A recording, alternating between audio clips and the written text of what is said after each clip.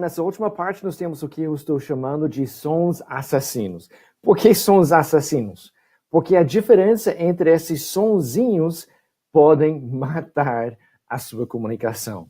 Em muitos casos, esses sons parecem o mesmo som para o ouvido que está treinado para falar português.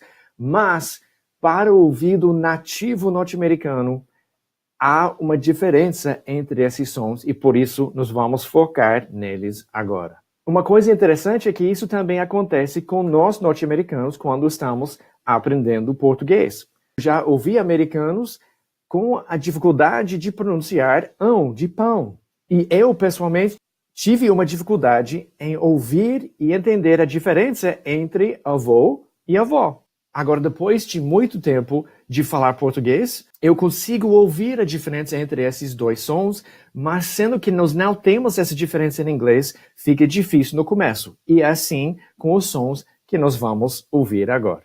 A primeira diferença que nós vamos ouvir de som assassino é a diferença entre E. É o som que pode ser escrito assim, E, que dependendo na região de onde você é no Brasil, eu já ouvi pessoas falando esse E com circunflexo como fica I, como está escrito aqui, I-H-I. Esse E com circunflexo às vezes é como esse I, e em outras regiões eles falam um pouquinho diferente, essa vogal, mas o som é I. Então cada vez que nós temos I, isso é o que nós temos na palavra it. Ele ou ela sendo coisa, it. E isso é diferente do que I de igreja. Como nós temos na palavra comer, eat. Eat.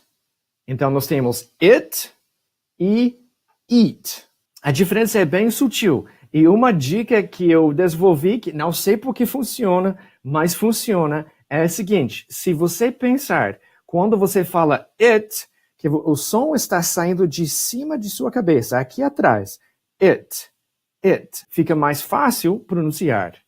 Agora, se você imaginar, quando você fala eat, que o som sai aos lados da sua boca, eat, com I como igreja, eat, daí fica mais fácil pronunciar esse som de I.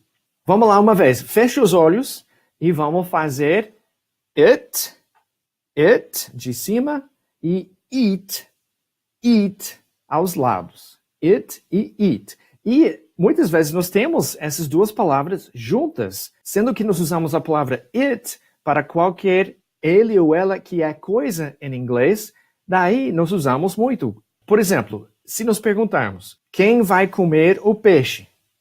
Who is going to eat the fish?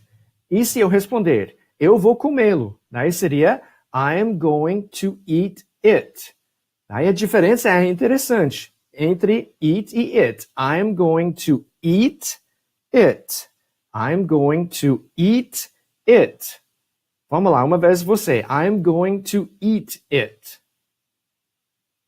E assim a diferença nos sons de e